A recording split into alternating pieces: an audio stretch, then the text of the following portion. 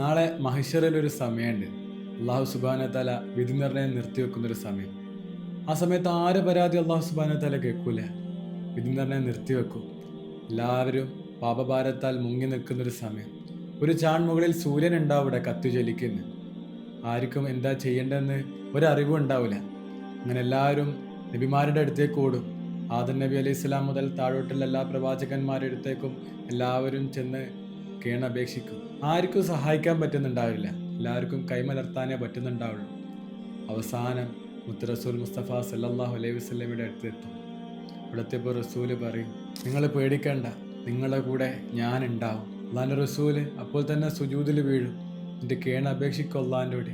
അള്ളാഹ് ഇതെൻ്റെ ഉമ്മത്താണ്, ഇവരെ നീ രക്ഷിക്കണേ എന്ന് അള്ളാൻ്റോട് കരഞ്ഞ് കരഞ്ഞ് അപേക്ഷിക്കുക. ആ സമയത്ത് അള്ളാൻ്റെ റസൂല് മുത്ത് റസൂലിന് മഹ്ശറിൽ നിൽക്കേണ്ട ആവശ്യം പോലും ഇല്ല.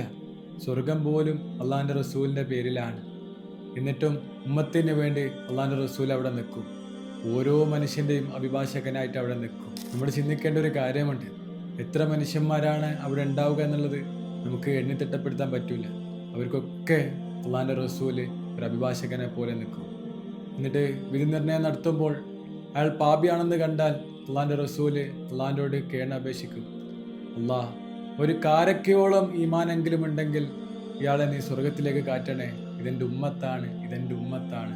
അതുമില്ലെങ്കിൽ അള്ളാൻ്റെ റസൂല് വീണ്ടും ദുആ ചെയ്യും, ഒരു കാരക്ക കുരുവോളമെങ്കിലും ഈമാൻ ഉണ്ടെങ്കിൽ നീ ഇയാളെ സ്വർഗത്തിലേക്ക് കയറ്റണേ അള്ളാ എന്ന് പറയും. അതുമില്ലെങ്കിൽ കടുകുമണിയോളമെങ്കിലും ഈമാൻ ഉണ്ടെങ്കിൽ സ്വർഗത്തിലേക്ക് കാറ്റണേ, ഇയാളെ നരകത്തിലേക്ക് അയക്കല്ലേ, ഇതെൻ്റെ ഉമ്മത്താണ്, ഇതെൻ്റെ ഉമ്മത്താണെന്ന് പറഞ്ഞ് അവിടുന്ന് റസൂൽ കരീം സല്ലല്ലാഹു അലൈഹി വസല്ലം ദുആ ചെയ്യും.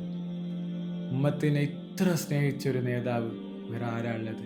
മുസ്തഫ സല്ലല്ലാഹു അലൈഹി വസല്ലം അല്ലാതെ.